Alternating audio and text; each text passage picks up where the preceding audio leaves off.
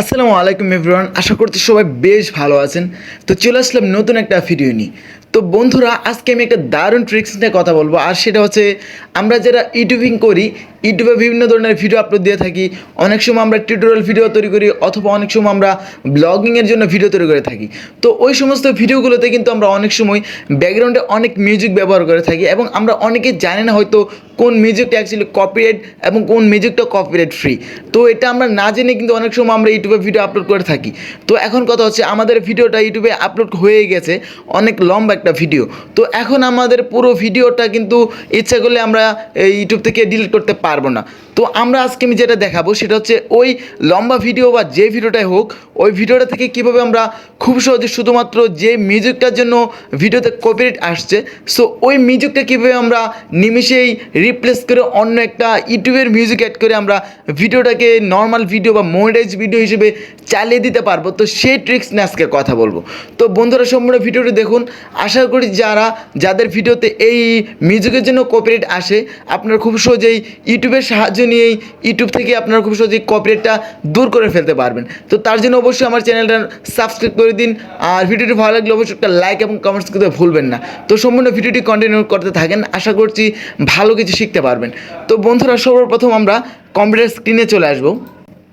তো বন্ধুরা, দেখতে পাচ্ছেন আমি আমার কম্পিউটার স্ক্রিনে চলে আসলাম, আর এটা হচ্ছে অ্যাকচুয়ালি আমার ইউটিউব চ্যানেলের যে ড্যাশবোর্ড আছে। তো এই ড্যাশবোর্ড, সো এই ড্যাশবোর্ডের মধ্যে আমার একটা জিনিস দেখতে পাচ্ছেন, এখানে ইলিগ্যাল দেখাচ্ছে। আমি রিসেন্টলি ইউটিউবের ভিডিও বানানোর জন্য যে কানন M50 যে ক্যামেরাটা কিনেছি, তো সেই ক্যামেরাটা নিয়ে আমি একটা ব্লগ ভিডিও আপলোড করেছিলাম ইউটিউবে।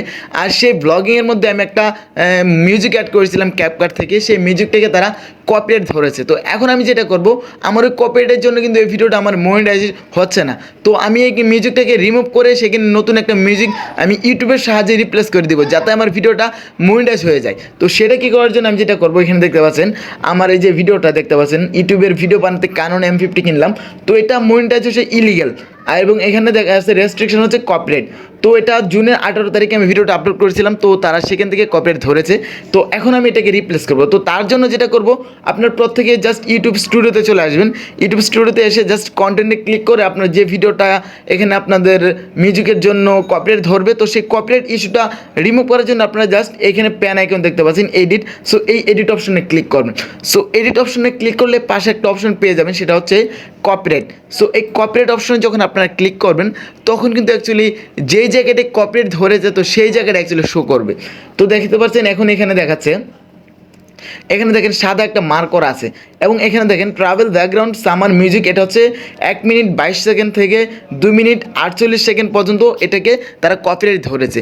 তো এখন কথা হচ্ছে, আমরা এই জায়গাটা শুধুমাত্র রিমুভ করে দিব। তো তার জন্য যেটা করব, এই মোর অ্যাকশনের উপর ক্লিক করব, এখান থেকে জাস্ট রিপ্লেস সং, আমরা রিপ্লেসটা করতে পারবো সংটা, অথবা আমরা মিউট করতে পারবো, সেখান থেকে ট্রিম আউট সিগমেন্ট এটাকে কেটে ফেলে দিতে পারবো। বাট আমরা কিছু করবো না, আমরা যেটা করবো, এখান থেকে রিপ্লেস সঙ্গে ক্লিক করে জাস্ট কন্টিনিউতে ক্লিক করবো। সো জাস্ট কন্টিনিউতে যদি আমরা ক্লিক করি, তো এখান থেকে আমরা অনেক ইউটিউবের মিউজিক পেয়ে যাব। তো যে কোনো একটা মিউজিক আমরা এখানে জাস্ট অ্যাড করে দেবো। সো ইউটিউবের মিউজিক যদি এখানে অ্যাড করি, তাহলে কিন্তু এখানে আর কোনো কপিরাইট ইস্যু থাকবে না। সো এখানে দেখেন আমি একটা মিউজিক সিলেক্ট করছি।